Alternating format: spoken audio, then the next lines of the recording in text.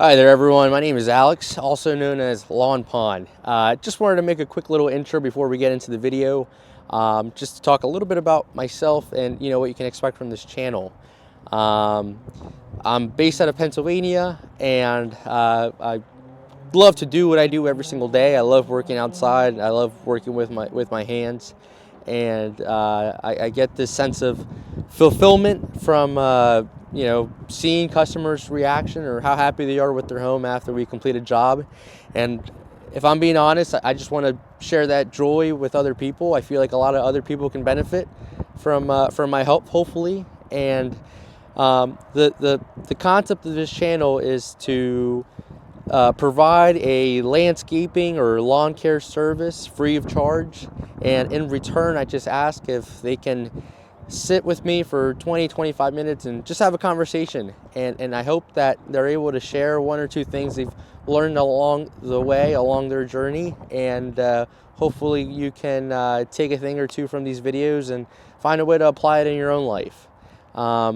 The other thing I wanted to touch base on was, as I sat back and edited this video, I'm not going to lie, it was very hard to watch or to hear myself talk. It's something I've obviously never done before. This is my very first video, and I ask you as the viewer not to focus on the quality of my journalism or interview skills, or whatever you want to call it, but I ask instead if you can focus on the concept of what I'm trying to do, which is to provide a service free of charge and give everyone a platform to share their stories and and any advice they have, and just to get to know people. So with that being said, I hope that you can join me on this journey here, and to grow this channel into something. I hope that one day I'm not just helping people with their leaves or weeding their yards, but maybe doing hardscaping projects and patios, and when the sky's the limit, I want to aim for the stars. So please like, subscribe, and share this video with any friends or family, and hopefully we can get something going here. Yeah, I hope you guys enjoyed the content. Let's get into the video. My name's Mary. I'm in my mid-70s. Mid-70s, great. And where did you I was born in grow New up? Jersey, raised in New Jersey. I'm a Jersey girl. Jersey? I'm a Jersey girl. I don't pump gas. Yeah. Right. And where do you reside now? Pennsylvania. Pennsylvania. So has the accent kind of went away a little bit, or no? Oh no, I'm No? still a Jersey girl. I hear a hint of it. I can't say water Yeah. and syrup, Or pump gas. and Yeah. I can't pump gas. That's funny. Well, can you describe a little bit of the neighborhood where you grew up in? It was an inner city neighborhood. I was raised in Trenton, the capital of New Jersey, Yeah. and it was ethnic. I was raised in a Polish neighborhood. Wow. We were not Polish. We were the only non-Polish people in the neighborhood. Yeah. That's a little different. Oh yeah. Polish. Oh yeah, I ate kibasi and krzyzewskis and pierogies and all that stuff. Wow. Okay. So it's a little bit different. And can you tell me a little bit more about growing up? What did you do for fun there? Especially when you had Polish people around. Well, there was no children in our neighborhood. Oh. We were the only children, and I was the youngest of 8, and the rest were all older than me. So I basically was raised by myself. How was that like growing up? Did it get boring? I was a spoiled brat. Spoiled brat. I was a spoiled brat, and I knew it. Yeah. Yeah, and the older kids knew it. I got things they didn't get. Yeah. That's funny. We were 3 separate families. We were a Depression family, a war family, and then me. Wow. So you were the lucky one. I was the lucky one. How was your upbringing, and how did it mold you into kind of who you were growing up?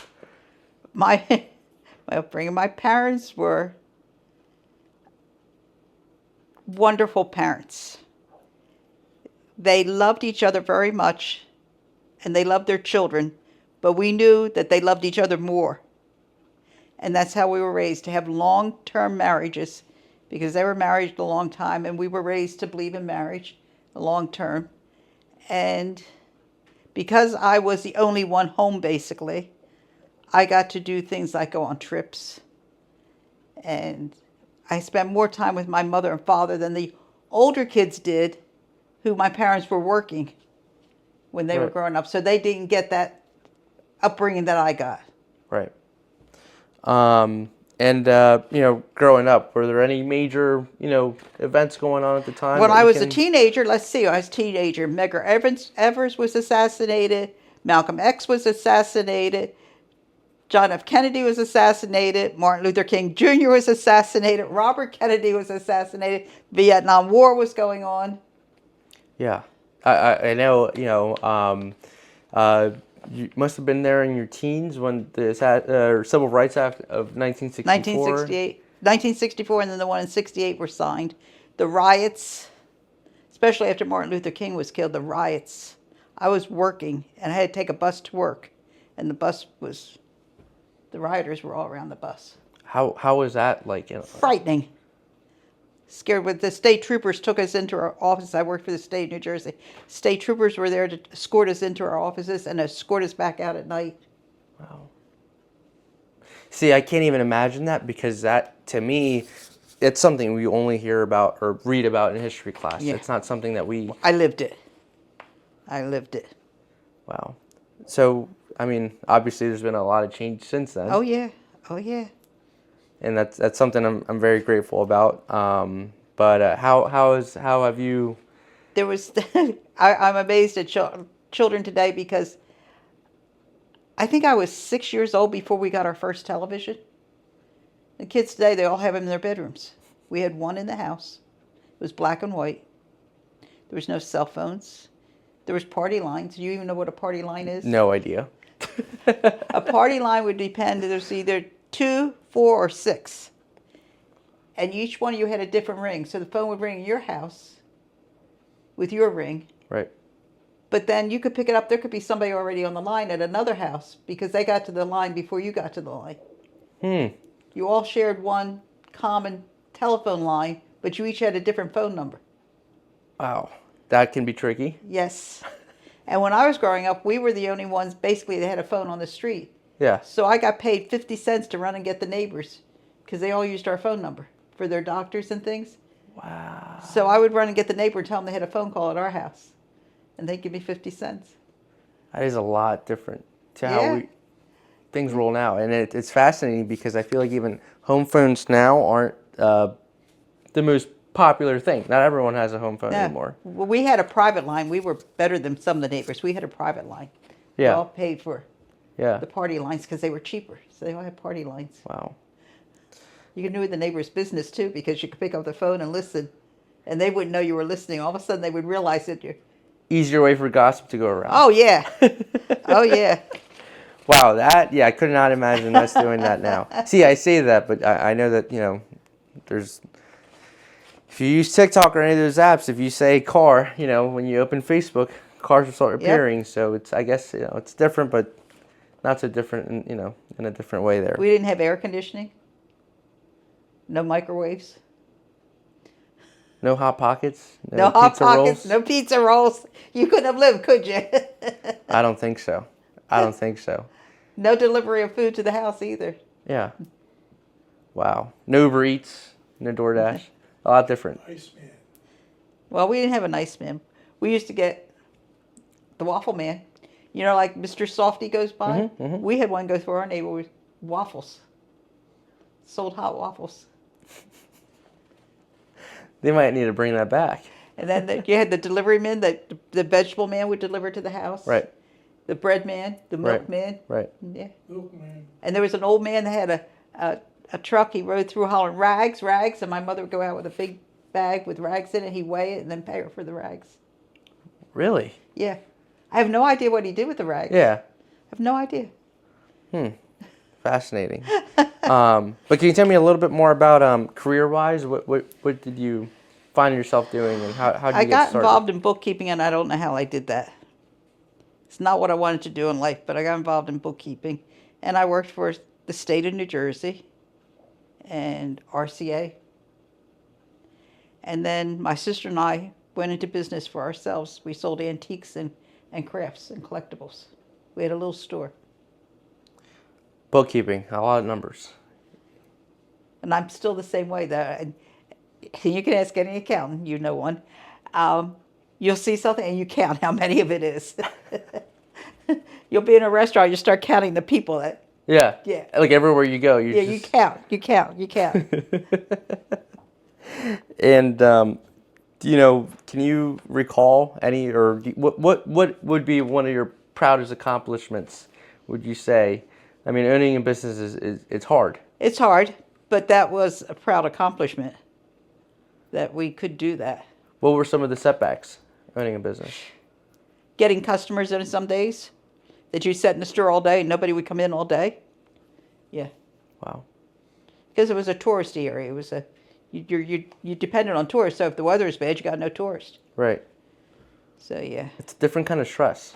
I feel like people nowadays Yes. kind of glorify entrepreneurship and working for yourself because I think it does sound nice saying that you can set Right. your own hours and But go in whenever. if you work for yourself, you work 24 hours a day. Right. You're never off the clock Right. because you're always thinking, or you're always, you don't come home at night and decompress. You come home at night and work some more. So you don't get to take off Friday to Sunday? No, you don't get to take off.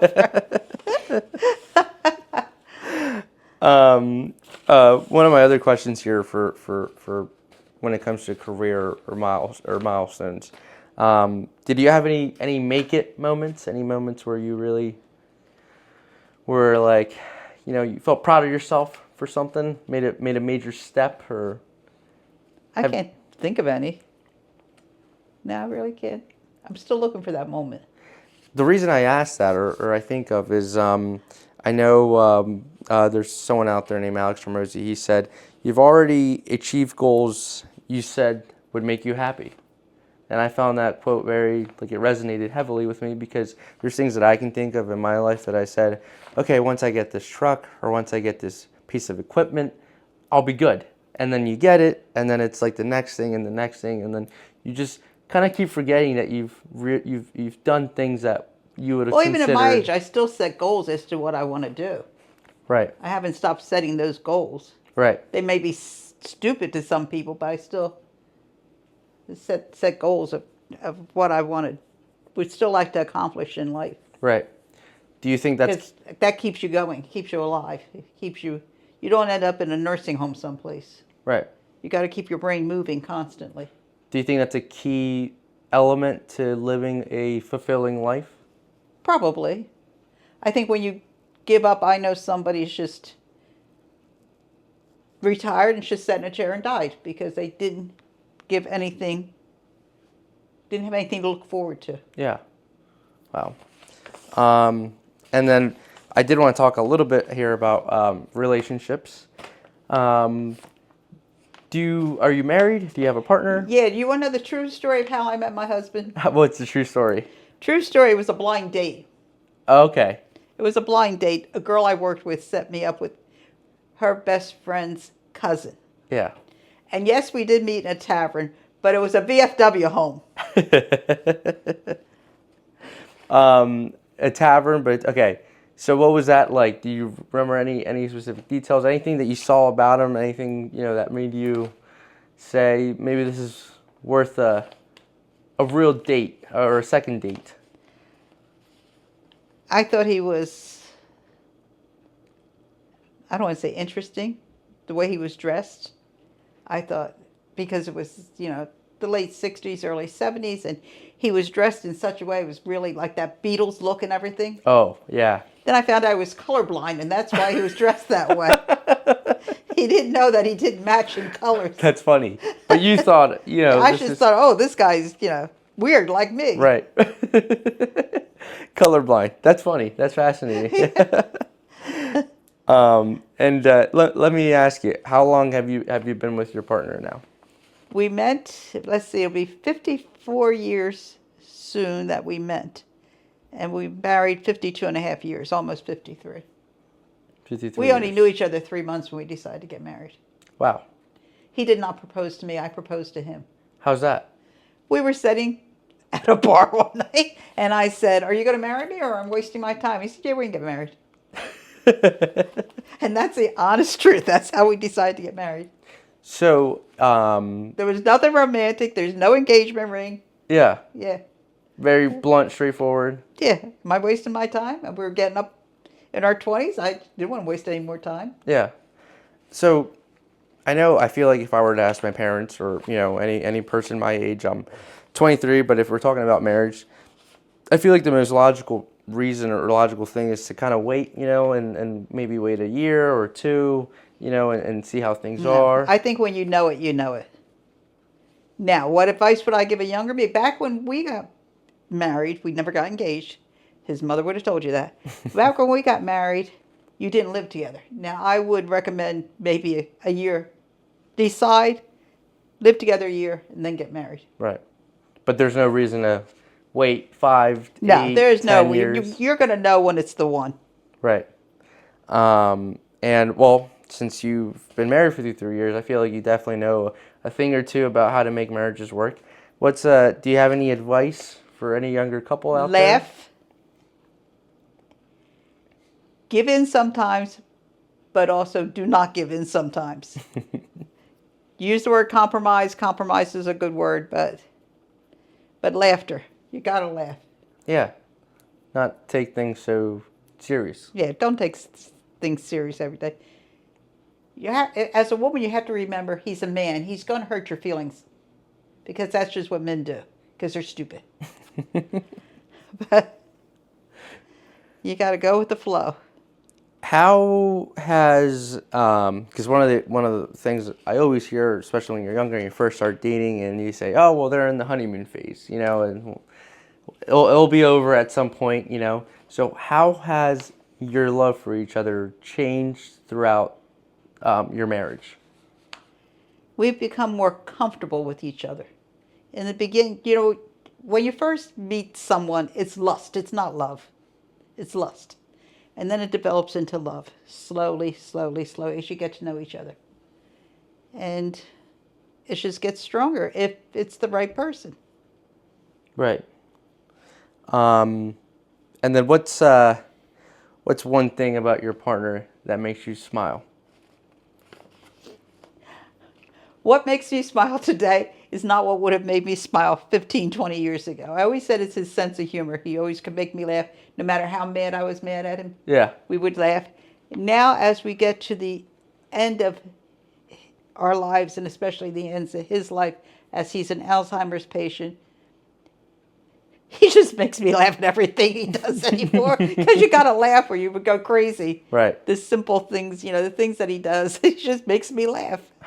It can be very aggravating, but it just makes me laugh. When he comes out with 2 sets of clothes on, that makes me laugh. Right. Because he doesn't realize he's putting one set over another set. Me personally, in my life, I do think I view things very in a similar fashion. I try not to take things too seriously, and I end up laughing a lot. I don't know if it's just because even when I'm uncomfortable, I laugh. And some people are like, "No, this is serious." But the way I see it is, well, I can't change what's already happened, so I might as well, smile about 90% of what you worry about, God is handling. And the other 10% doesn't matter. Right. So you might as well laugh. Right. Plus, I was raised in a family that people will say to us now, my husband and I, they'll say this now, how can you be so silly about what he's going through? What else are you going to do? You're accepting it. Well, it's part of life. Especially when you've been married as long as sooner or later, one of you is going to go first. Right. My job is to take care of him. That's why he married a younger woman. He was investing. Smart man. Well, this one can take care of me. Yeah. Perfect. Well, moving on, just to talk a little bit about, I'd say reflections or reflecting on your life. What would happiness mean to you now? When you're little and happiness is having a toy, or as a teenager, happiness is that first boyfriend or whatever. Happiness is just waking up every morning and being alive and having him still alive. That's happiness. Your life is slowly going downhill, and you just have to be happy you wake up every day. One of my questions was going to be, what's one thing at least that we might take for granted, and I'm assuming there's a correlation there. Sure, you take your health for granted. You got to take care of yourself. You take each other for granted. You think, oh, we'll be together forever. And then one day you wake up and you realize, no, one of you is not going to be there much longer. And you take too much for granted what's around your family, your friends. Oh, they're always going to be there. And then all of a sudden you realize one day, my God, there was 8 of us and there's only 3 of us left. What happened to the other 5? Oh, I wish I'd asked them this. I wish I had asked them that. You take your surroundings for granted. What's one piece of advice that you would give to a younger you? Take care of your health. You may not realize it now, but when you get to be older, what you did when you're 20, 21, 22 is going to affect what happens to you when you're 50, 60, 70. Take better care of yourself and let the people around you know how you feel about it. Honesty. Be kind to people and let them know you love them. Because one day they're not going to be there to tell. Well, thank you for your time. I'm not going to make you cry now. No, I really do appreciate your time, and this was very, I don't know, fun's the right word.